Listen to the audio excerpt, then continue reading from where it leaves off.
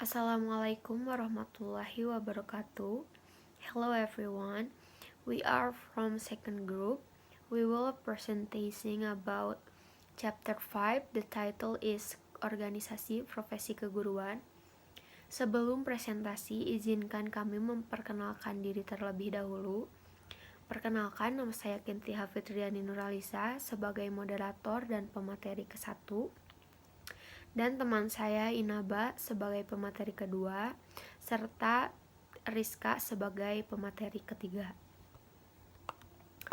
Baik, langsung saja kita mulai presentasi. Untuk materi pertama akan disampaikan oleh saya sendiri.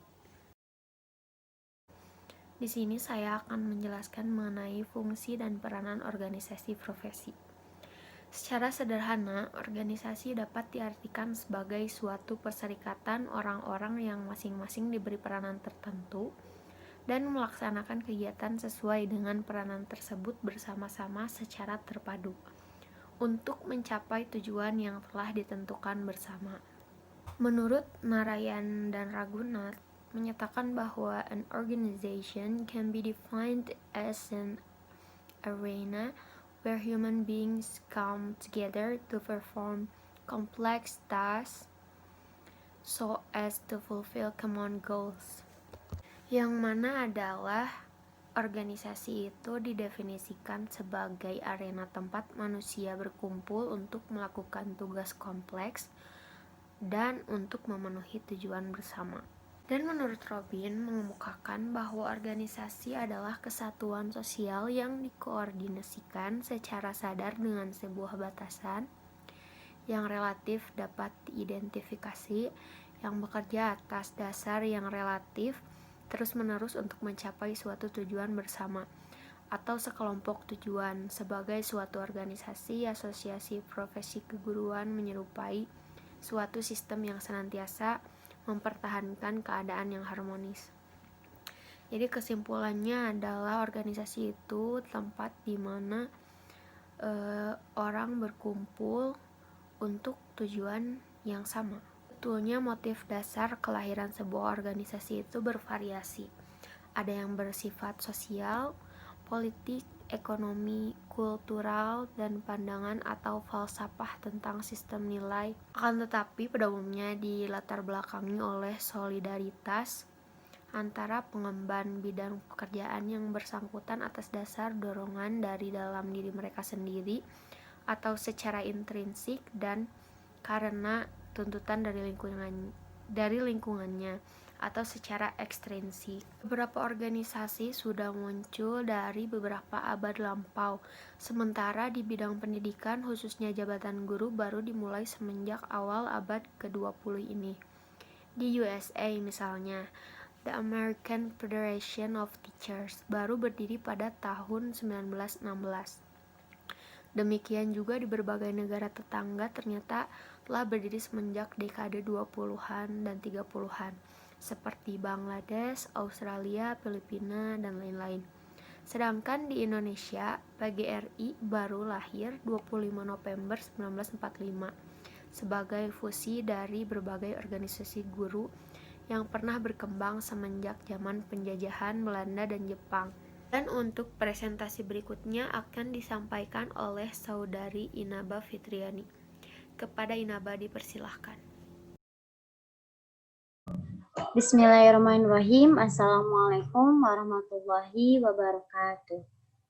Saya ucapkan terima kasih kepada Saudari Kintia atas materi yang pertama, dan selanjutnya saya akan menyampaikan materi yang kedua yang berjudul bentuk-bentuk organisasi profesi. Adapun bentuk organisasi profesi para pengemban tugas keprofesian itu ternyata cukup bervariasi. Dipandang dari segi derajat keeratan dan keterikatan antar anggotanya. Dalam bidang pendidikan, dapat ditemukan berbagai bentuk keorganisasian. Antara lain yang pertama, persatuan atau union. Antara lain yang berada di Indonesia sendiri adalah Persatuan Guru Republik Indonesia atau PGRI.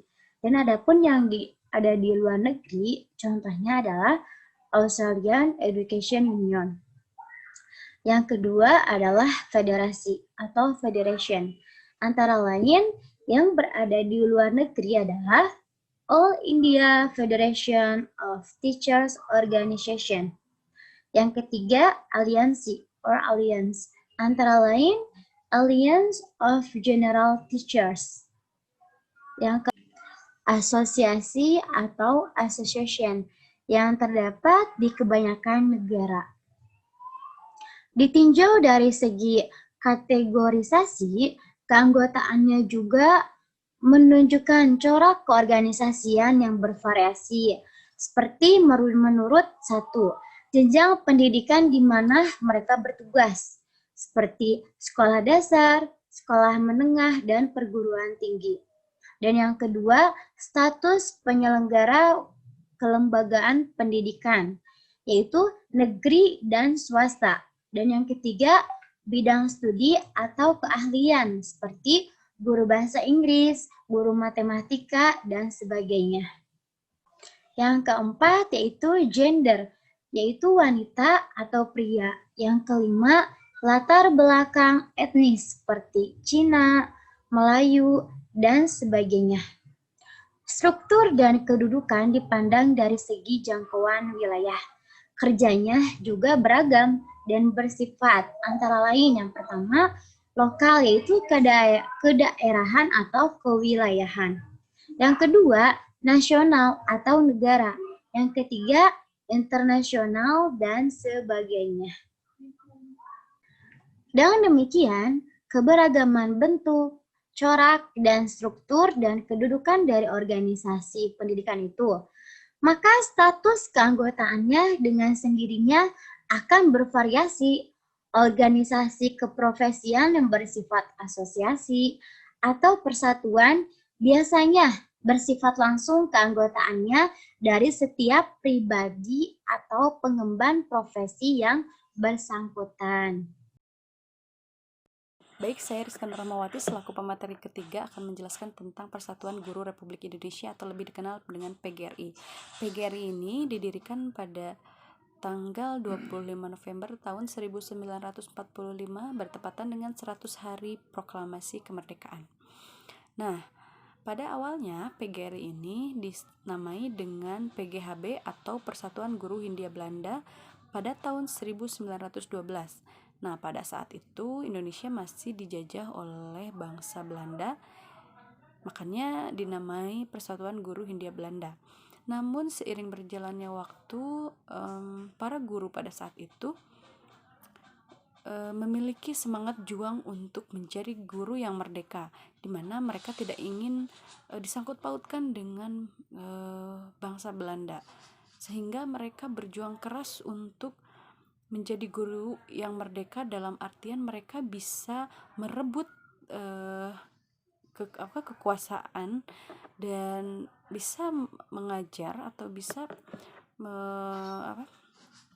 mengaplikasikan ilmu mereka secara bebas gitu. Jadi nggak terikat dengan Belanda. Makanya pada tahun 1932 PGHB itu berubah menjadi Persatuan Guru Indonesia. Nah, untuk menjadi PGI atau Persatuan Guru Indonesia ini sangat tidak mudah ya. Mereka harus berjuang melawan orang-orang Belanda yang pada saat itu menentang keras akan organisasi ini gitu. Nah, namun dengan gigihnya perjuangan mereka, pada akhirnya mereka bisa mengganti PGHB tadi menjadi PGI atau Persatuan Guru Indonesia. Nah, kemudian pada tahun selanjutnya datanglah Jepang yang menjajah Indonesia. Nah, ketika penjajahan Jepang ini, PGI itu dinonaktifkan, jadi tidak boleh ada aktivitas organisasi yang berjalan pada saat itu. Hingga pada saat proklamasi kemerdekaan tahun 1945, barulah para guru ini bangkit kembali dengan membawa nama PGRI atau Persatuan Guru Republik Indonesia yang telah ditetapkan tanggal 25 November tahun 1945 tadi. PGRI ini alhamdulillah sampai saat ini masih masih berdiri dengan nama yang sama seperti itu. Nah, dulu pada saat kata PGRI ini ditetapkan, berita ini awalnya diberitakan melalui radio RRI di Surakarta dengan menjelaskan tentang tujuan didirikannya PGRI ini sendiri. Yang pertama ada mempertahankan dan menyempurnakan Republik Indonesia. Kemudian yang kedua ada mempertinggi tingkat pendidikan dan pengajaran sesuai dengan dasar-dasar kerakyatan. Dan yang terakhir ada membela hak nasib buruh dan guru. Nah, jadi ketiga tujuan itu ditetapkan seiring dengan didirikannya PGRI. Nah, sejak Kongres Guru Indonesia itulah semua guru Indonesia menyatakan dirinya bersatu di dalam satu organisasi, satu wadah organisasi yang disebut dengan PGRI. Oke, mungkin cukup sekian pemaparan dari saya. Wassalamualaikum warahmatullahi wabarakatuh. Dan selanjutnya adalah organisasi profesi guru menurut ruang lingkup pendidikan. Profesi guru, meskipun telah diminati masyarakat dengan adanya perbaikan melalui program sertifikasi, namun tidak menjamin bahwa guru tersebut sudah profesional. Hal ini dilatar belakangi oleh banyak faktor, di antaranya kualifikasi pendidikan formal guru belum sesuai dengan ketentuan undang-undang. Kekurangan guru pada semua jenis dan jenjang pendidikan masih cukup banyak. Distribusi guru belum merata. Masih banyak guru yang mengajar tidak sesuai dengan bidang studinya. Kesejahteraan pendidikan belum optimal dan penghargaan terhadap pendidikan sangatlah minim. Oleh karena itu, dibentuklah organisasi profesi menurut ruang lingkup pendidikan dan disesuaikan dengan kebutuhannya. Misalnya, MGMP yang singkatannya dari Musyawarah Guru Mata Pelajaran, KKG, Kelompok Kerja Guru, KKM, Kelompok Kerja Madrasah, dan beberapa organisasi lainnya.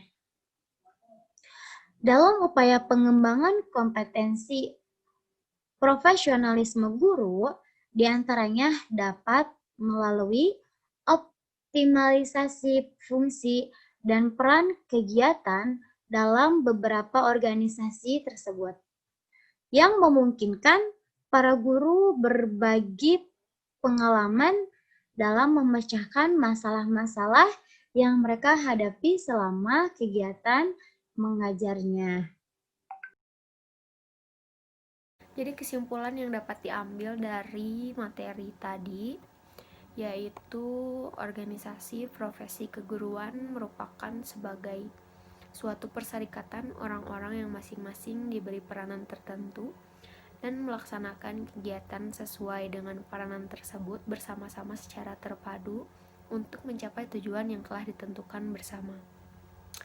Dan dapat disimpulkan juga bahwa Organisasi Persatuan Guru Republik Indonesia atau PGRI resmi didirikan pada tanggal 25 November 1945. Kemudian pembentukan suatu organisasi itu dilatar belakangi oleh solidaritas di antara pengemban bidang pekerjaan yang bersangkutan atas dasar dorongan dari dalam mereka sendiri atau dari lingkungannya. Baik teman-teman, sekian presentasi dari kami. Mohon maaf apabila masih banyak kesalahan. Wassalamualaikum warahmatullahi wabarakatuh.